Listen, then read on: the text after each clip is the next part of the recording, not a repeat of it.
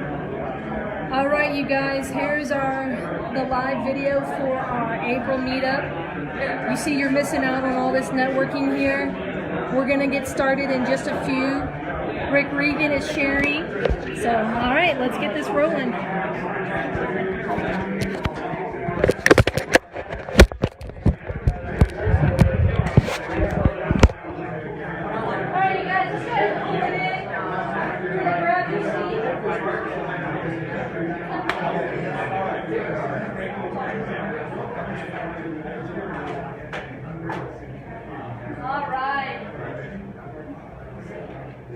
I know, I'm pulling you guys from what you love to do.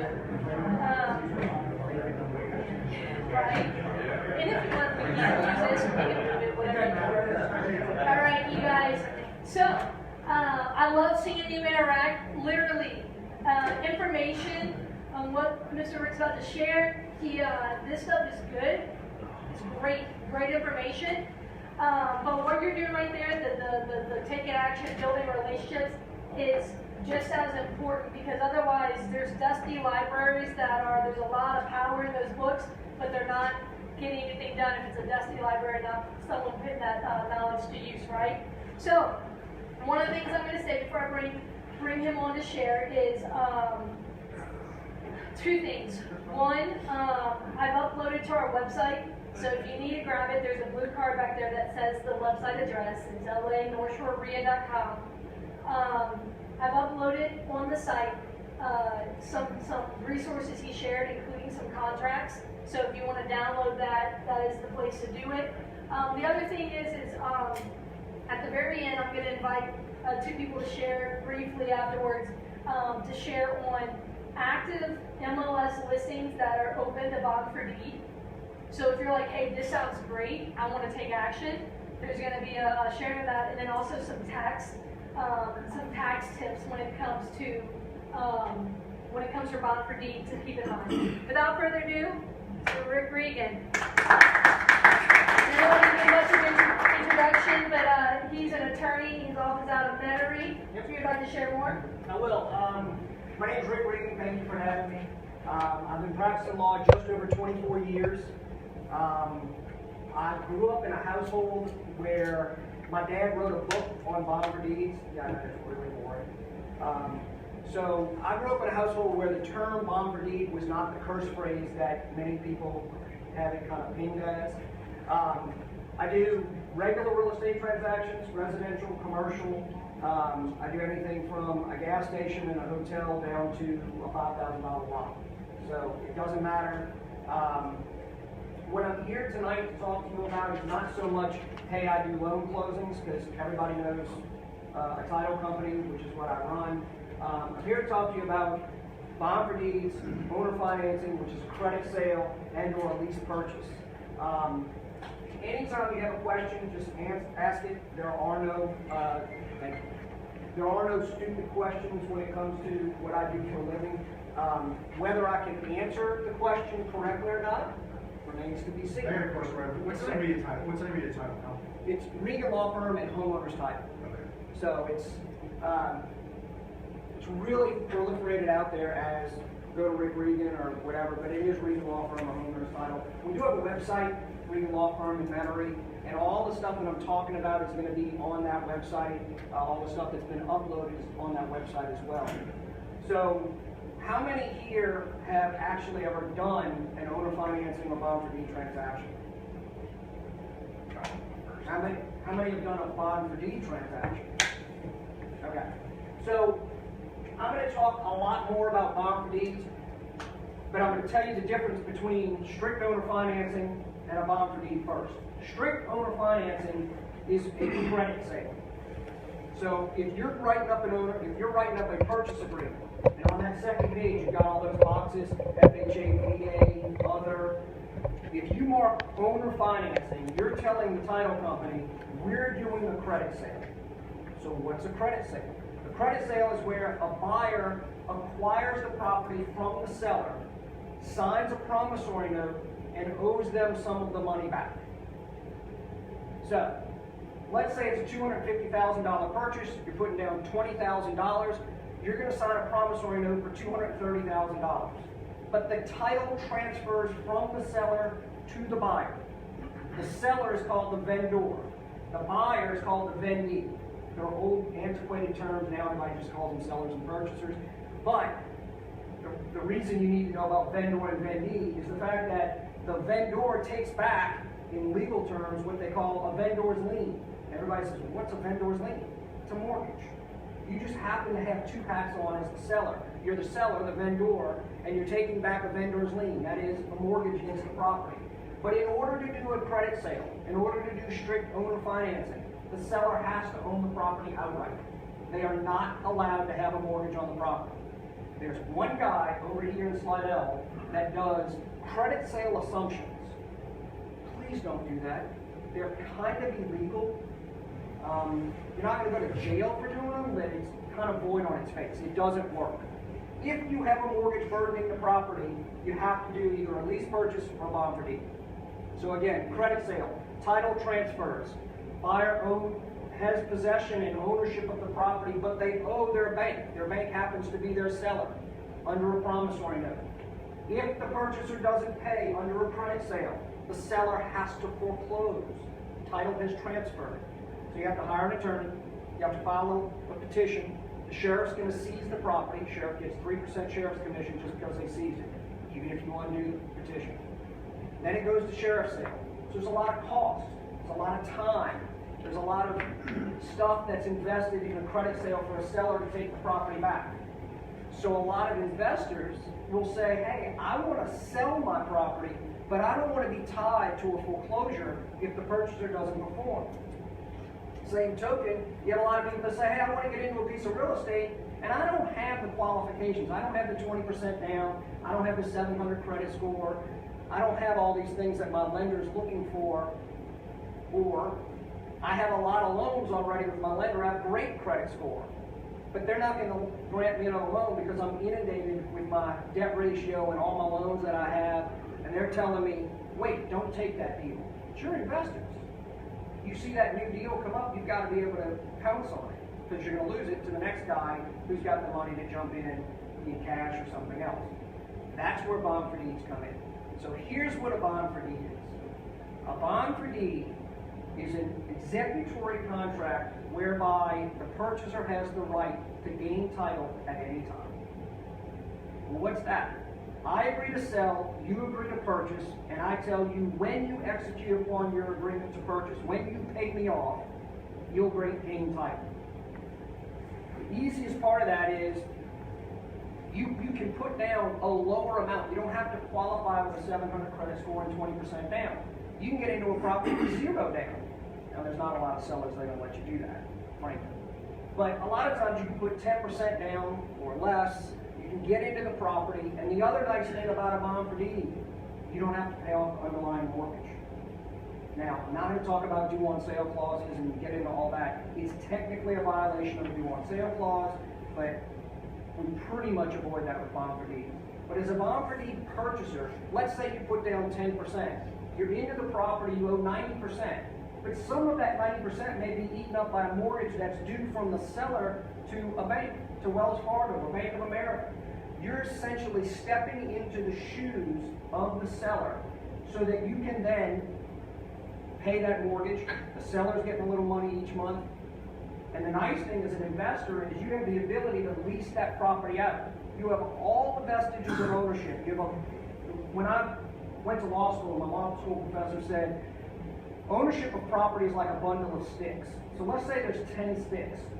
Under a bond for deed, the purchaser gets 9 out of the 10 sticks. The only thing they don't get is record title ownership. Like possession, use, occupancy, control, the right to manipulate and change the property typically is given over to the purchaser. So the purchaser can rent the property out.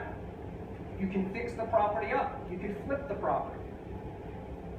You can hold on to the property. Yes, sir. It's like a lease option contract that you can just execute whenever you decide to. What is a bond for deed called in other states?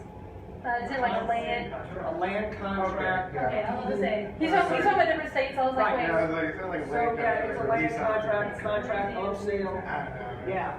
So here's the difference, because people always talk about, well, I don't want to do bond for deeds, and it's become very popular on the North Shore to say, don't do bond for deeds. let me jump back in between credit sale and bond for deed, and then I'm going to do a little bit of difference between a bond for deed and a lease purchase. Under a credit sale, if the purchaser doesn't pay you, you have to foreclose. Title has transferred. A lot of costs. Sheriff's commission, time. Under a bond for deed, if a purchaser doesn't pay, the statutes of Louisiana state that you only have to afford them a 45-day notice of default. You give them a 45-day notice of default via certified mail. It doesn't matter if they sign the green card and say they got the mail or not. The 45 days starts on day 1, the day you mail it. If it gets to day 46 and y'all haven't worked out a deal where they haven't cured their default, you can cancel the bond for deed, give them a 5-day notice to vacate, and say, get out of my house. It's very quick, it's very easy. Now, they may reside in the property and say, I'm not moving. There's another law in Louisiana called self-help. Self-help is a baseball bat. You're not allowed to use a baseball bat and tell them, get out, and get out. However, I did represent a man, he's 93 years old now. Between my staff and his family, we've taken his driver's license away because he decided he didn't want to stop at stop signs and he didn't like the speed limit. But he used to tell me, I use self-help, and I'm like, Mr. E, you can't do that, that's illegal. He goes, well, I just wait for the sun to go down and the boys go take their front door off if they don't pay their rent. They move out. So don't rent from Mr. E and not pay him. Anyway, that 45-day what? 45-day notice of default. Thank you. So under a bond for deed, if the purchaser doesn't pay, they must be afforded a 45-day notice of default. But they don't necessarily have to read it. They don't necessarily have to pick it up. You just have to send it to the last known address where they are, typically the property. If it's a purchase under a bond for deed, you say, you haven't done what you're supposed to do, you haven't paid. You have 45 days in which to pay. If you don't pay, I'm canceling the agreement, and I'm giving you a 5-day notice to vacate. If you don't vacate, I'm going to evict you. That's a much more streamlined process than a foreclosure and then an eviction on the back end. Of course, it doesn't give them enough time to keep the property up 2 months more. Yes, sir. What if, this is probably an extreme case, what if somebody, the buyer has a tenant in the house and just refuses to pay? Okay, so the How does that- buyer under a bond for deed leases it out to a third party. Yes, and then chooses not to pay for the property. Okay, in our bond for deeds, it states that you're the seller, I'm the buyer, that's the tenant. The tenant's paying me, right? Yeah. But I'm not paying you? Yes. You can seize the rents and you can cancel my bond for deed. Okay. Because there's an assignment of rents clause that we have, it's in credit sales and bond for deeds and some leases, that says, if you're under this agreement and you as the middleman, the purchaser under the bond for deed, aren't paying your seller, but you're leasing it out to a third party, so you're getting the money each month that you're supposed to be paying out, that seller can circumvent all this other stuff through the default notice and through some other notices. They can go seize the rent from the tenant as the purchaser's not paying and as that 45 days is elapsing, so that the seller's made whole. Okay. Any other questions about that? All right, so under the bond for deed, you have the right to essentially expedite the eviction and get them out of here. Now, the difference between a bond for deed and a lease purchase, lease purchases are very, very popular over here. A lease purchase is essentially this. I'm going to lease the property from you, and at some point in the future, I'm going to have the option, I, the purchaser, have the option to opt in and say, I'm going to buy this property from you. And you can do that in 2 ways, the option part. We can set the price on the front end. That's the more typical. Hey, you can buy it from me for $250,000. Or you can say, when I opt in, then I'll have a 60 or 90-day period to go get it appraised, and we'll determine the price there. Now, you either have to agree on the appraiser, because you know your purchaser is going to go up and get the guy that says it's worth $230. You as the seller, you're going to go get the one that says it's worth $300. So, you know, how are you going to decide that? You have to come to those agreements on the front end under a lease purchase unless you just determine the price. So under a lease purchase, you are renting the property. It's the exact opposite than a mortgage payment. When you pay a mortgage payment, you're paying interest in arrears. You use the money, pay for the use. You use the money, pay for the use. So when you make your May 1st mortgage payment, what are you paying for? The use of the money in April. You've already used it. When you pay May 1st rent, what are you paying for? The use of the property for May. Paying ahead to pay for it. So, In a lease purchase, you're renting the property. Typically, you're given the option to buy it for a set price. Now, here's the rub. Let's say in a lease purchase, you say, you know what? If you make your $1,000 a month rental payment, if you opt in, I'm going to give you $400 worth of credit towards your purchase price. Be careful, because that's now starting to look and quack like a duck. What's a duck? A bond for deed. The lenders will say, we don't care. You call it a lease purchase, you can call it an apple, you can call it a watermelon.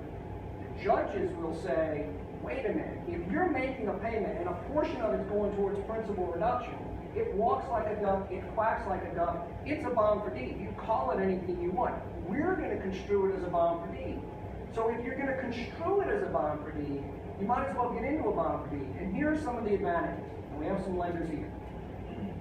The federal government looks at the state of Louisiana and says, you guys are weird. And we proudly raise our hands and say we absolutely are, especially when it comes to our inheritance rights and our property rights. We are weird. We're different. My law professor, I went to Ole Miss. I'm an Alabama fan. We've all voted against you. All the LSU people hate me, right? But my law professor, another law professor, used to call it frog law. He goes, oh, all you people down in Louisiana have frog law. Yes, we do. Proudly, we do. The federal government says, it walks like a duck, it quacks like a duck, it's a sale. The state of Louisiana says, a bond for deed's not a sale, we're not transferring title. That's a credit sale, or a sale with a mortgage when you go through a lender. Cash sale. The federal government says, wait a minute, a guy puts down a little bit of money, he starts making payments over time, installments, and then later he's going to own the property. That's an installment sale. The state of Louisiana says, ooh, installment sales, you can only do that on movable property. Boats, cars, whatever. Can't do it on real property, can't do it on dirt, can't do it on buildings, or it's void on its face. So the feds look at us and go, okay, y'all are wacky. That's an installment sale. For purposes of the federal government, a bond for deed is a completed sale. For purposes of the state of Louisiana and the dirt in the building that sits here, it is not a completed sale. So you get the best of both worlds as a buyer and the seller under a bond for deed. Under a bond for deed, because the lenders can treat it as a completed sale, typically, if a purchaser can make 12 monthly payments in a row on time, the lender has the option to treat that purchase on the back end as either a purchase or a refinance. Now, here's some parental things. I know we have a young man over here. Sometimes you give your kids the answer of just because, and that's kind of what I'm going to say to this. Why is it easier to do a refinance? Now, there's some calculations, and you get to use more equity and all that other stuff that the lender will tell you about. But it simply is. It's just because. It's easier to refinance the home you're living in than to buy a new one and qualify for it. There's a lot of different reasons to go into it, but that's one of them. The other thing is this. Because the federal government treats a bond for deed as a completed sale, the purchaser gets the interest write-off. So you give them a loan. The seller doesn't have to report the gain at one time. It's not one big capital gain. A lot of you guys are doing investments. This isn't your personal loan that you've lived into the last 5 years. So you've got a capital gain that you're paying on. If you say under a bond for deed, I'm selling it to you under a bond for deed, but I don't want you to pay me off for 5 years, you only have to report your gain incrementally annually. You don't have to take that gain in one fell swoop. So you get to defer your gain over time. Same with a credit sale. You're deferring your gain over time. I used to represent a lady that had a lot of doubles. And, fourplexes.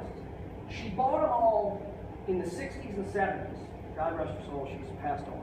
She would sell anything for $250,000. Because they were worth it. But she would tell you this. Here's how you buy from me. You pick, I pull. I'll sell you any one of my properties, 10% down, $250,000. You can pay me off in 10 years, 12 years, or 15 years. If you go 15 years, I'll give you 6%. If you go 12 years, I'll give you 7%. If you go 10 years, it's 8%. Lower amount of time, the higher the interest rate. Longer amount of time, lower the interest rate. You pick up one. But here's what she knew. She had a $200,000 capital gain. She says, don't pay me off. during that first 10 years, 12 years, or 15 years. Whatever you pick, that's what you're sticking with. And here's your prepayment penalty, whatever my capital gain is. None of her investors ever did it. But she knew, now, what we call her, she knew that she could beat the system a little bit and save a little bit of tax money. Now, Miss Anita, which was her name, was what I like to call a sophisticated seller. She had a lot of equity, she bought a long time ago, and she didn't want to pay more equity, more of her money to the government. Some people call those people old people. I don't want to call them old people. She was a sophisticated seller. She and her husband bought a long time ago. They cultivated these properties and had a lot of equity in them. So she came to me and she said, how do I do this? She asked me, my dad, how do I do this? So she was able to figure out a way to keep more of her own money in her pocket after she had gained it over time. Any questions so far? Yes, sir. So you mentioned in the credit sale, the title switches, but for the bond for deed, as a purchaser, what is my guarantee that I got a piece of paper? I'm so glad you asked that question, because now you get me into another story. So, all right. When I started practicing law, I had hair. And my dad used to teach me how to practice law by basically, as a little guy, let me run down the street as fast as I could, fall down, skin my knee, and he'd pick me up and brush me off and go, don't do that again. So he'd let me make the mistakes.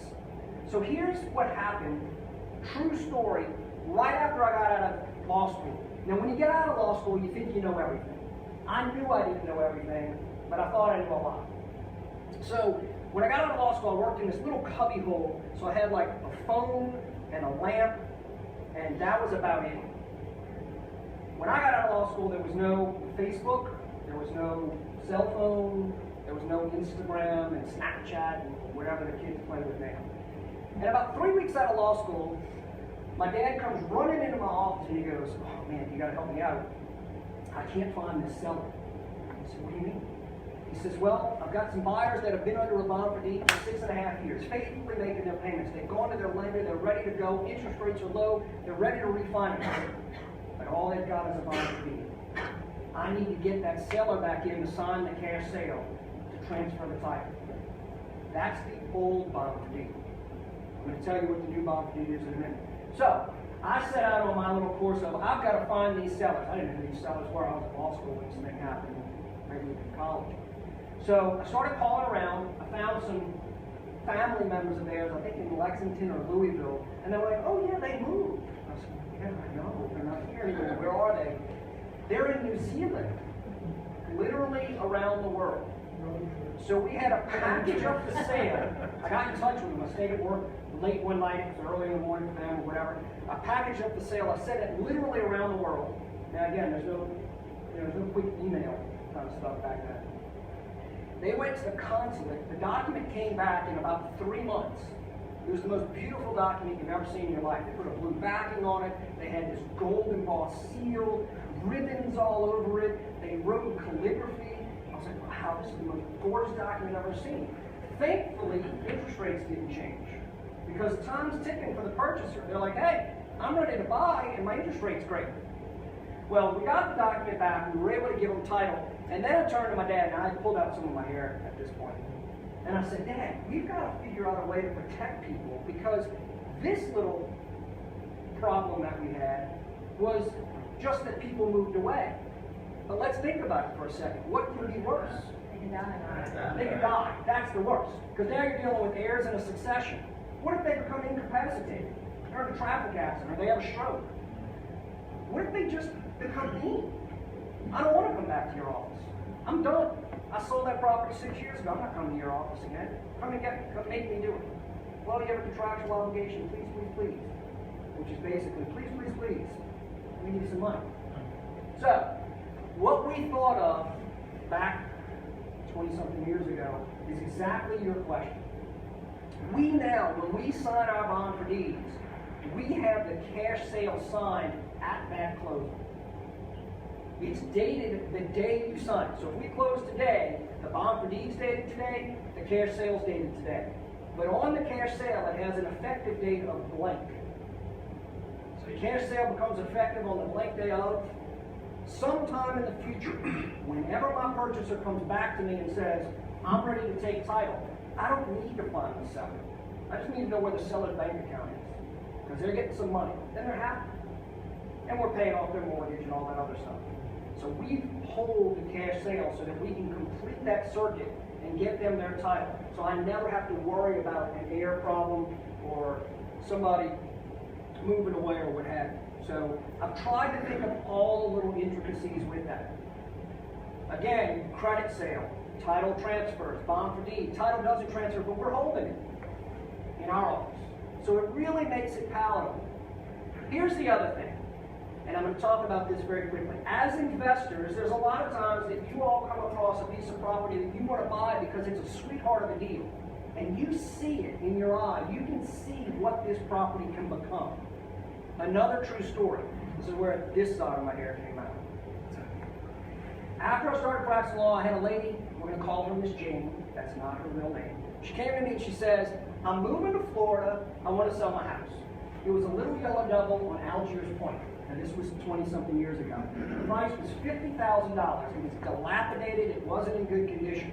Mr. Joe, for lack of a better term, said, I'll buy it from you. Joe was a handyman and a flipper. So they come to their agreement. Joe puts down $10,000. He owes her $40,000. And everybody knows at that closing, Joe is a house flipper. Joe's going to fix it up. 9 months later, my phone rings. My secretary says, somebody's on the phone for you. She said the name, but I didn't catch it. So I got on the phone, and this lady starts screaming at me, using cursing and words that sailors would be embarrassed to use. And I didn't know who it was. And finally, she took a breath, and I went, may I ask who's calling? And she said, this is Miss Jane. I'm the lady that sold that little yellow double. I'm in Florida now. Do you know what Mr. Joe's doing? I said, no. She says, he's got that house for sale for $150,000. And I went, oh, well, that's good, right? He's going to sell it and pay you off real quick? No. That's not good. I want half. I said, half of what? She says, half his gain. He's making $100,000. I said, wait a minute. I said, Mr. Joe, he put down $10,000 and he's paying you over time. He's making double and triple payments. He only owes me like $32,000 at this time. He's way ahead of the game. He's making $100,000. That house is mine. Remember, Regan, you told me I own the house. I'm a bond for deed seller. He doesn't have the right. I own it. Okay, hold on. Y'all made a deal for $50,000. He put down 40 and he's basically 8 ahead. He only owes you 32. Yes. I said, Mr. Joe's a house flipper, right? Yeah. Well, don't you think he went to Lowe's and Home Depot and he did some flooring and tile work and all that kind of stuff? So she thinks about that for a couple minutes and she says, yeah, I'll give him $25,000 worth of credit. We'll split $75,000. I went, well, that's not necessarily how it works.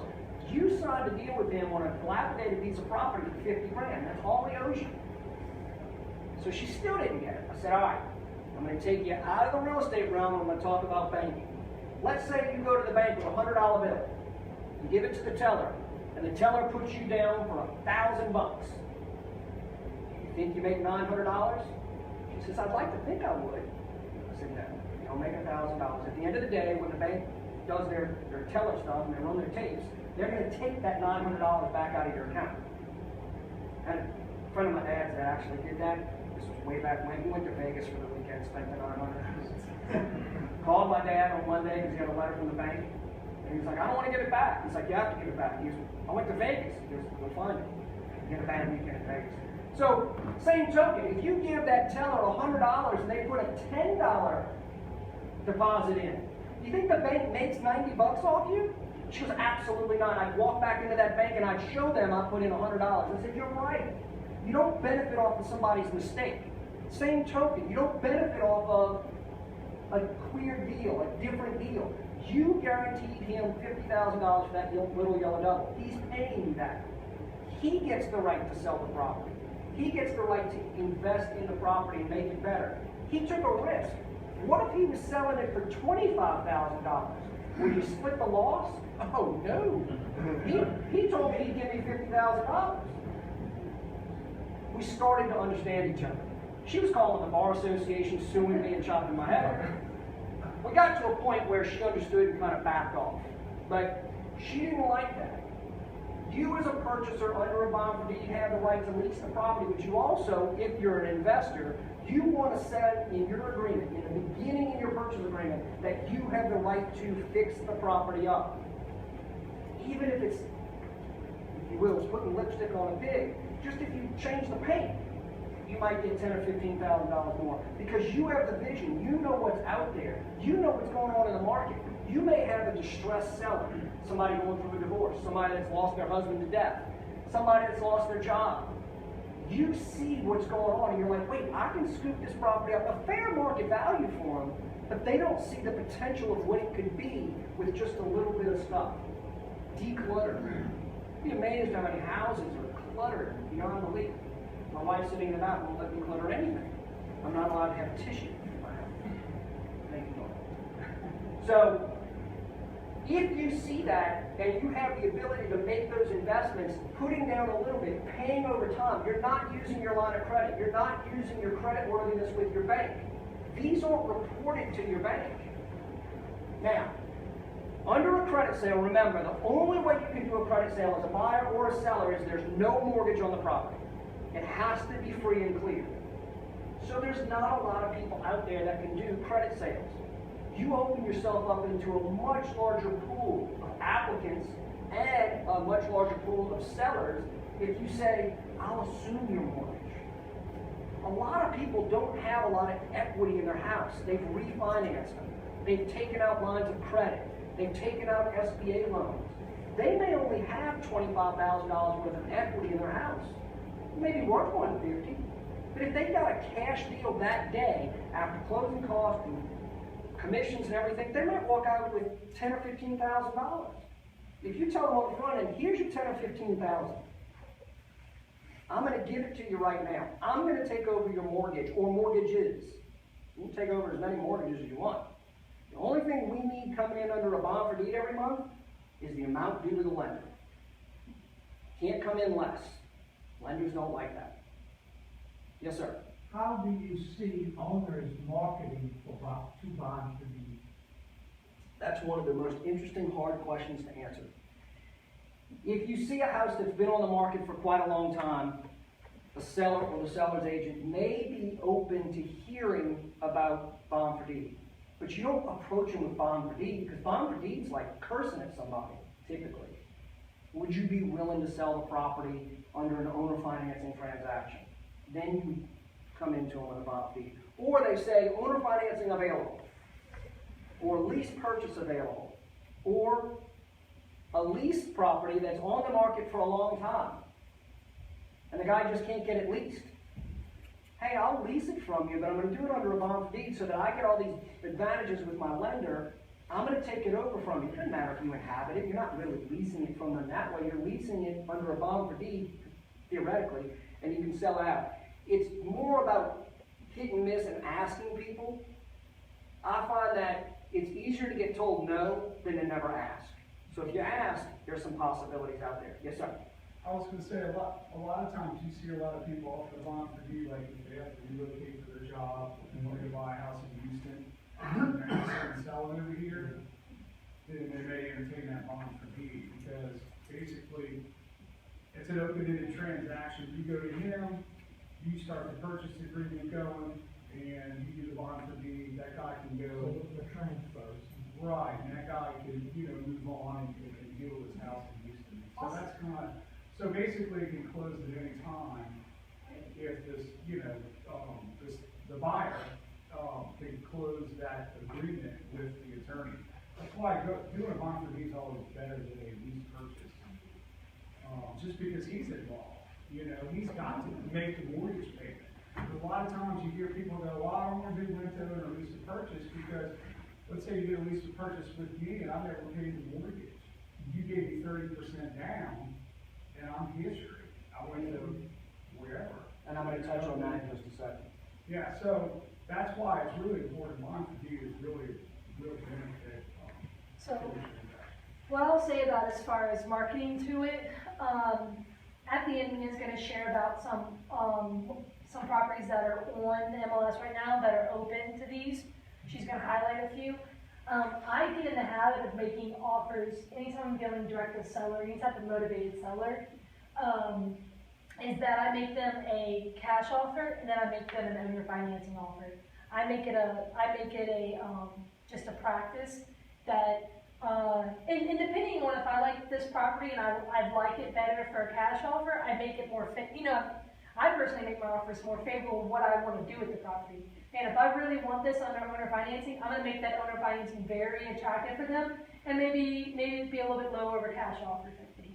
And with it is it just, you never know until you ask. I don't necessarily say bond for deed right off the bat. I say, hey, well look, I always ask them if they talk to their CPA, if they've owned it for a long time, they owned it outright. Because I've had buyers who I asked them that, and they're like, oh no, we're good. And at the closing table, they told me, they're like, we actually did talk to the CPA, and it was a $23,000 bill they would have to pay for the next year selling their rental property. And I was like, then it made it a sour transaction for them. And I was like, I warned you. I'm like, so there's some things out there, like he was talking about the IRS, tax-wise, it's beneficial for them to do it. A few things along those lines. So I would say, hey, look, I can pay you cash, or, you've been a landlord for a while, and I always make a joke, we always hate when they call us in the middle of the night, or they always, we always have the headache tenant, but the one thing we all love is getting the check every month. And I was like, well, what if you still kept getting the check? Make it easier on me, if I can make you some payments, and then, and maybe build some equity into the deal, or whatever, and in that case, I'll make you, let me know if you'd be interested, I'll make you a sweet deal with that. And then I can get into technical terms of it's a bond for deed or it's a seller carryback, which is the credit sale. I can go into, but some people, you say those words and they're like, it's a what? When you start using technical terms, when you're sitting across the table from this sweet old lady and she's like, I'm not following. So those are some of the things that I would recommend. Just one quick follow-up. Yes, sir. How does that differ from Mississippi, Louisiana, and Mississippi? Oh, God. Mississippi doesn't recognize the bond for deed per se. It doesn't. But there is something akin to that. And my law school roommate, because I went to Oklahoma Law School, he's a real estate attorney over there, and we ping things back and forth. They have, if you will, a land contract, kind of like Texas, kind of like Florida, and it works similarly. Not exactly like a bond for deed. I don't think you get as many tax advantages in Mississippi from the IRS as you do here. But certainly there's something akin to it. I think it's called a deed of trust, dude. There's a deed of trust. But a deed of trust in Mississippi is really a mortgage. So they have like deed in lieu of trust. So it's a deed in lieu of the trust, which is a mortgage, which is a bond for deed. It's a little bit different, but it's same platform. Yes, sir.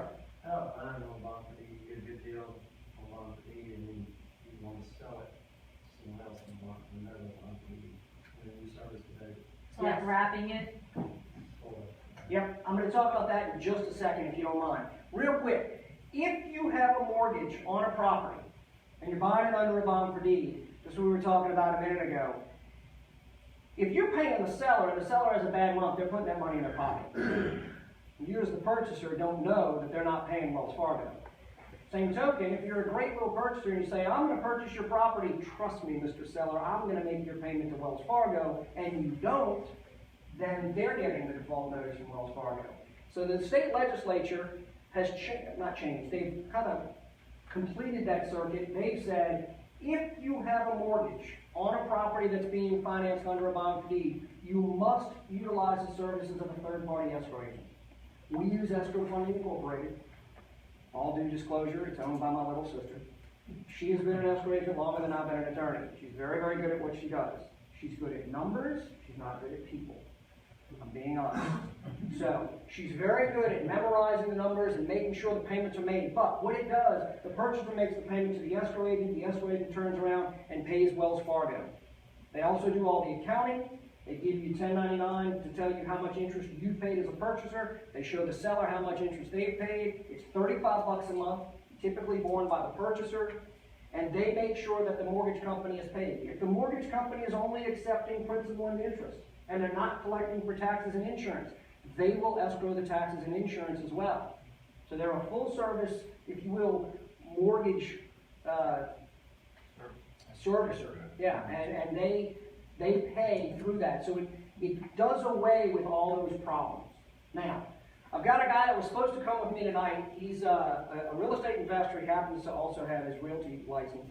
And he says, I really want to get over there and meet all these people because he does what you guys do. And he does exactly what you're talking about. And I now have a new form that I created last year for him. He buys a lot of properties under bond for deed. But he wants the option to fix it up a little bit and then re-bond for deed it to somebody else. So can you stack a bond for deed on top of a bond for deed? Sure. But here's what he's doing. He's buying it for $200,000. He's selling for $240,000. And he's upping the interest rate. So if he's buying from somebody at $200,000 at 5%, he may sell you at $240,000, but he may raise it to 7%. He's now making 2% on the $200,000 that he owes you. That's a wrap. It's not just a wrap. I mean, it's a wrap. He's wrapping his $200,000 around the $40,000 that he's owed. He's making 7% on his $40,000. He's making 2% on his VIG that he owes to the lender. Or it could be the lender and you, the seller. So what we do is he'll take a property in, and he just did 3 of them. He sold 2 already. He's made about $30,000 or $40,000 on each flip, and he's increased his income because he's upping the interest rate by 1 or 2 points that he owes under the bond for deed. So he's going to make even more money than just the $30,000 or $40,000. So can you do it? Absolutely. If you're thinking about doing it, in this room, y'all are all thinking about doing that, you have to let me know on the front end. Because in most bond for deeds, sellers will say, you are not allowed to assign your interest in this bond for deed without first obtaining my written permission, which you can't unreasonably be withheld. The way Jeff, my buddy, does them is he says, take that out. He puts in there, I have the right to assign this contract or sell the property at any time. So we take that clause out.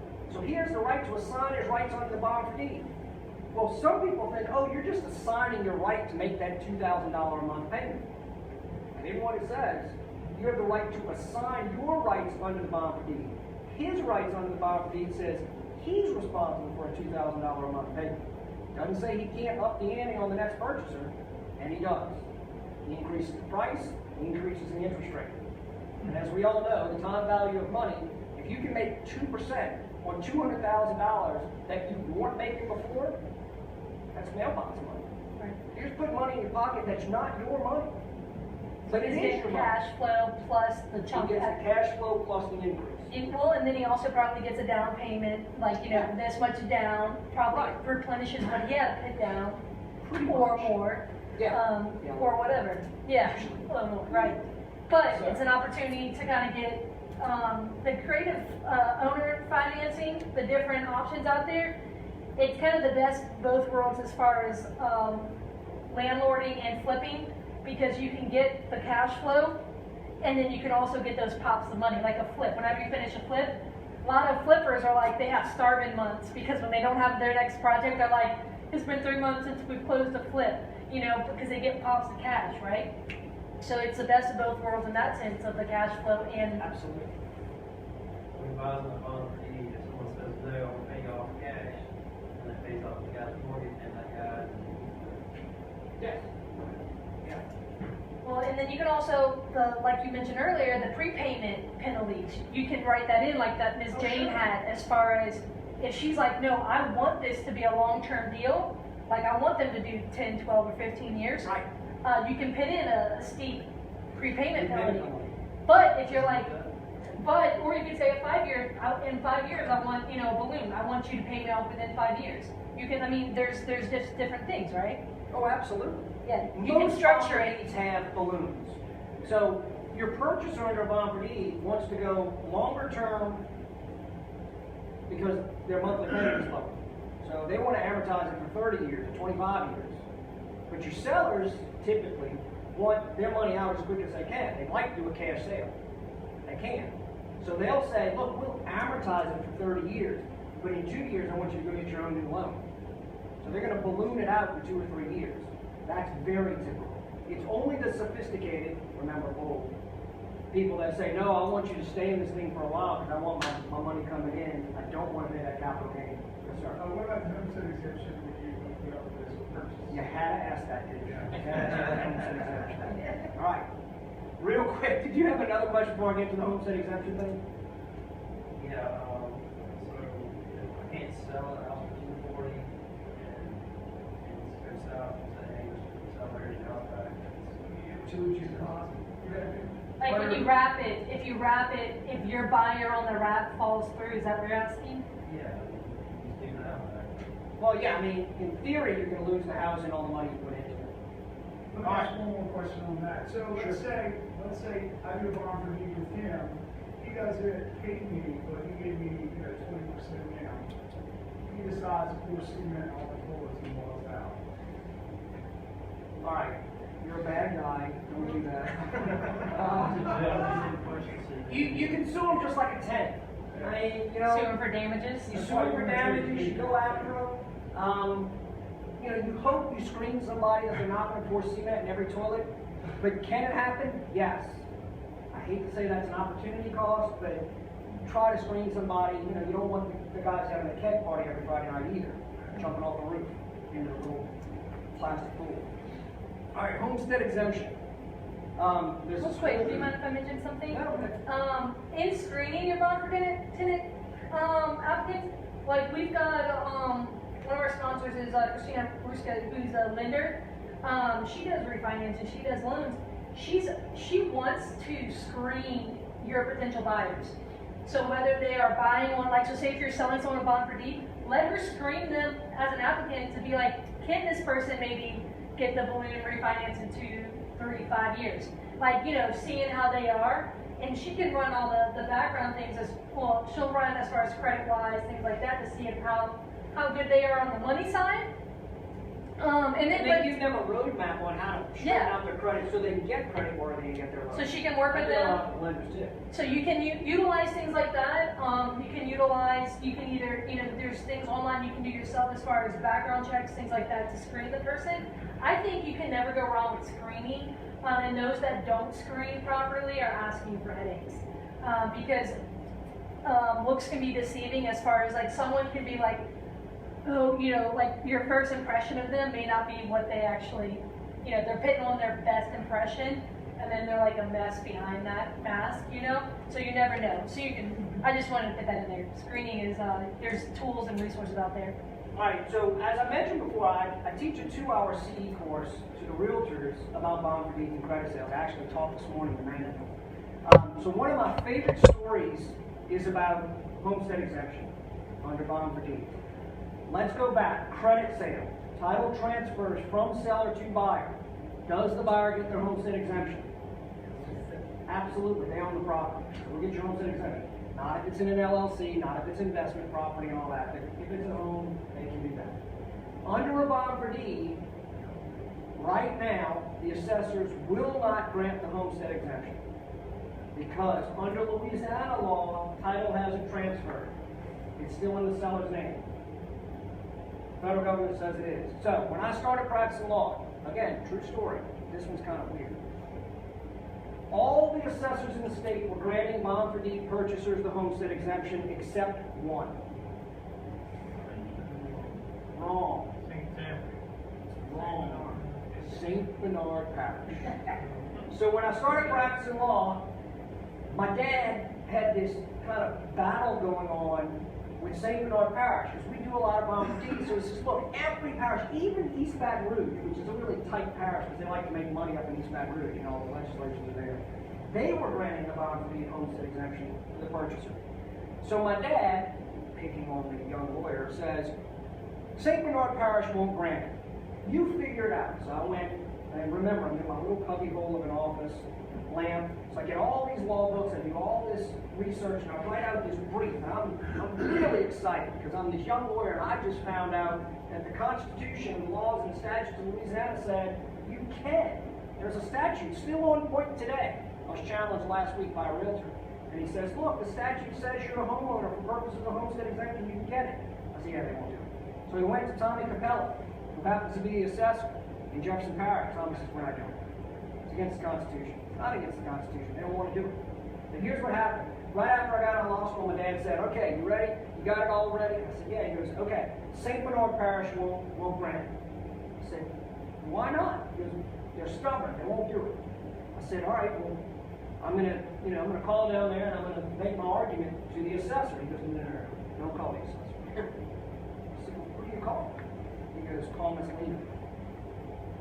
What? He goes, call Miss Lena. There's a book called a blue book that lawyers get. And if you look through the blue book, every judge, every clerk, every sheriff, every assessor, everything is listed in it for every parish in the state, along with libraries and ambulance services and everything else. So I look in there and I'm like, Miss Lena Torres, she's the clerk of court. By the way, real quick aside, Miss Lena's about 94 years old now. She would have won her last election if she didn't decide to retire. She ran St. Bernard Parish like an iron fist. Have y'all ever heard of STT Waste and Debris? That's her grandson, little Sidney Torres, who's worth about $60 million. So I said, I'm calling Miss Lena, and he goes, yeah, call Miss Lena. I said, all right. I don't think that's the right person. So I get Miss Lena on the phone, and she says, hi, how are you? And at the time, she's in her 70s. And she says, wait a minute, are you Richie Regan's son? And I said, yes, ma'am. She said, you're calling me about that damn homestead exemption, aren't you? And I said, yes, ma'am. She goes, I don't want to hear it. She's going to lose. And I said, well, this is information. She goes, go ahead. I said, well, I did all this research on it. She goes, well, you're a lawyer?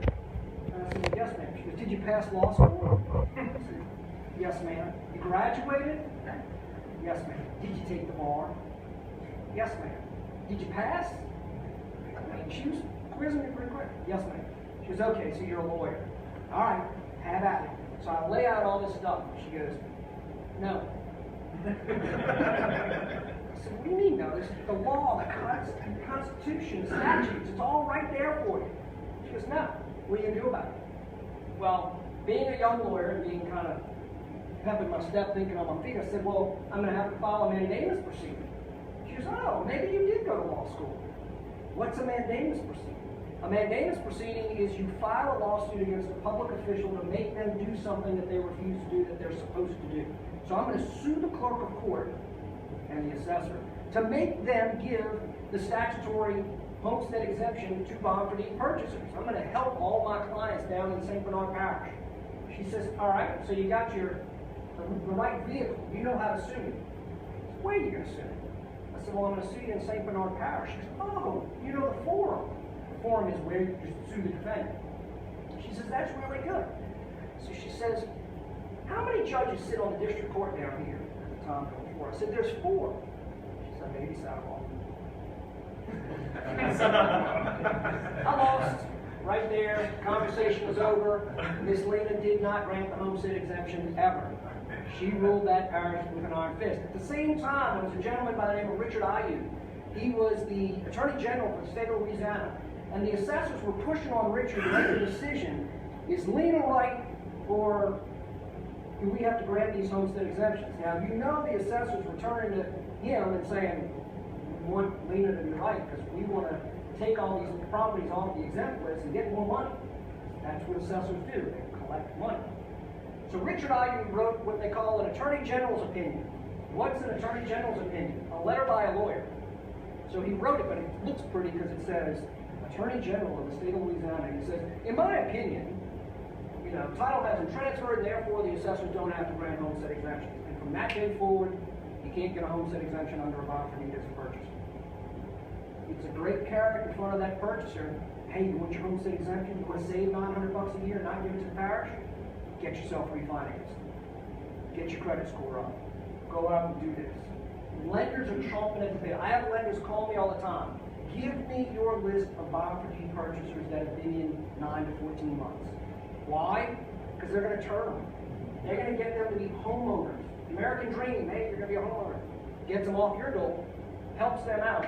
And if they have the escrow company is going to give them their verification of mortgage payment history. As a landlord under a lease purchase, if a lender comes to you and says, how's that tenant doing? 9 times out of 10, you go, they're great. They're wonderful. They're the nicest people in the world, and if their payments on time, they never miss. You know what the lender does with that report from a landlord? See, average, sure. Do they believe you? Probably not. Are you lying? Probably so. Now, if they get that same report, which is called a VOM, a Verification of Mortgage Payment History, from an escrow company. The escrow company is licensed by the state of Louisiana as a financial institution. What's the lender? A financial institution. So it's one financial institution talking to another financial institution. If the escrow agent says they've made all their payments faithfully on time, never been late, it's given an A. It's given greater weight because it's a financial institution putting their name on the line, because if they get in trouble, the state's coming down on that. They can't lie about it. I've asked my sister, please stick for this guy. He's a really good guy. He's only missed one payment. Nope, he missed one payment. Yes, sir? How many escrow agents are there? Or agencies are There's about 4. Southern Title, which is owned by Daryl on the West Bank, he has his own Southern Title and escrow. There's a group on the North Shore. I don't like talking about it because they hate me, but Escrow Services. They have some issues. Then there's Conchita Sully. I don't know that he's still doing that much anymore. And then if you do a deal through Paul Gilmore, Paul will take you to church. He'll write up a 67-page contract, and he will be your escrow agent. Gotta love Paul. And then there's escrow funding. So there's only about 4 or 5 that I know of in the. We just have time for a few more questions. I just want to say on that line for the typically a lender will, after 12 months, will treat it as a refinance for the buyer, and we're going to go off the appraised value at the time. So let's say you agreed on a purchase price of $100,000, and all of a sudden now it's appraised at $140,000, and your borrower doesn't have the best credit. If they qualify for 80% loan to value or something along those lines, at the end of that bond for deed, we'll go off the appraised value as long as he's makes payments all the time. So, And that extra credit, as he goes from 100 to 140, that extra $40,000 inures to the benefit of the purchaser with the lender. Again, going back to our little yellow devil with Miss Jane, she didn't get part of that 40 grand, but the purchaser gets benefit of it when they go to refinance. Yes, sir. There's no problem with buying from off the deed or non-title and selling from off the deed. Correct.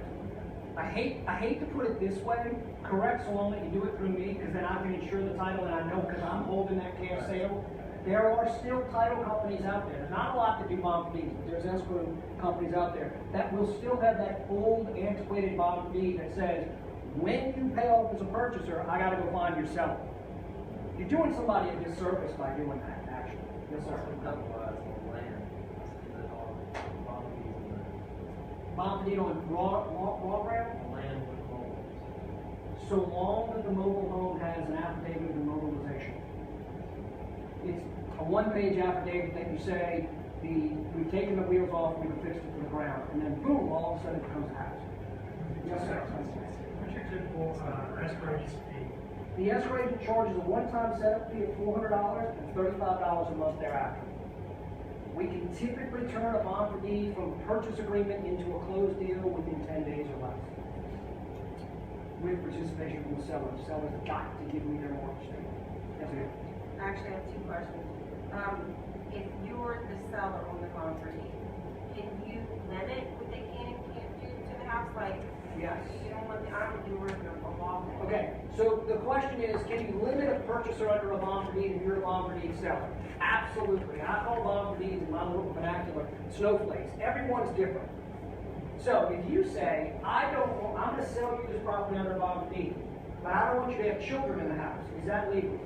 No, that's against public policy. But I don't want you to have 80-pound dogs or more, is that legal? Absolutely. Most of the bond for deeds that I draw say you can't make structural changes to the property. You can't change the walls.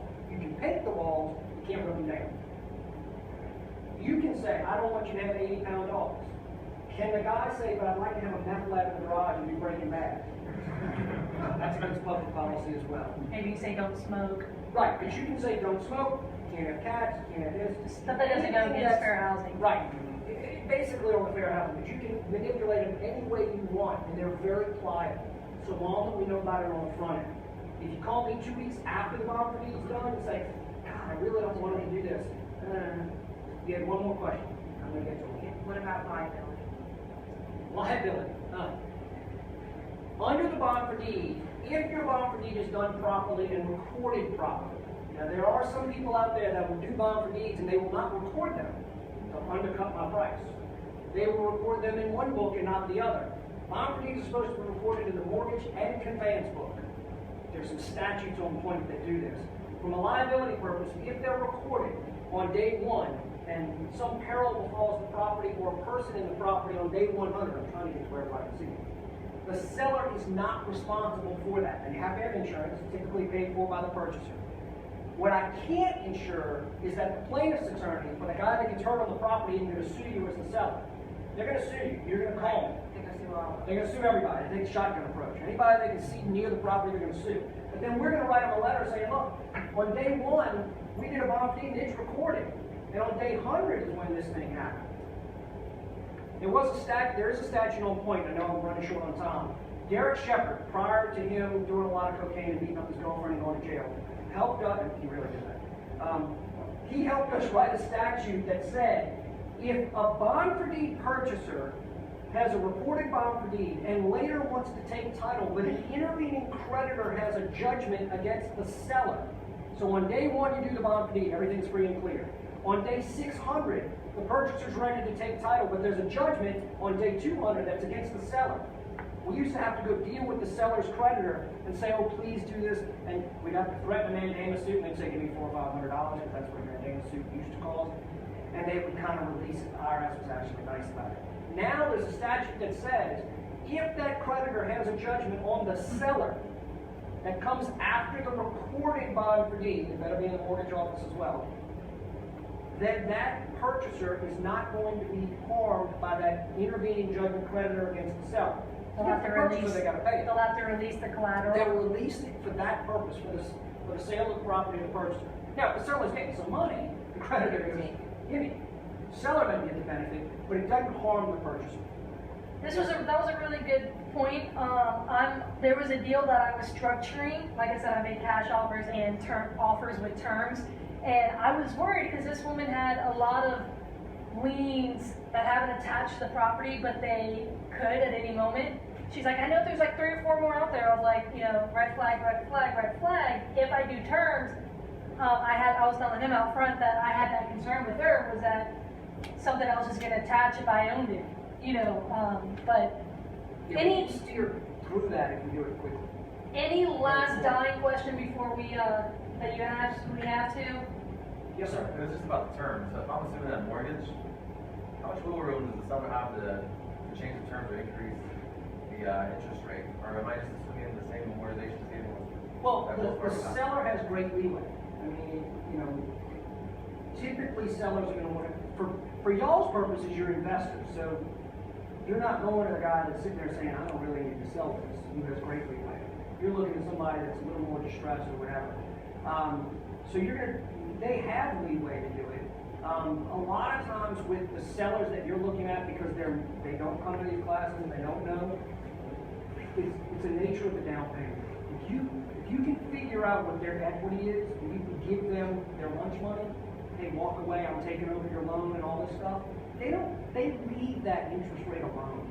They're like, oh yeah, I'm paying my lender 4.5%. Just take over my loan. I don't want this anymore. I'm not saying they don't have the leeway to do it with you, they do, but a lot of times you don't find sellers that do it. It's sophisticated people like you guys that are then, like my guy Jeff, who bumps it up.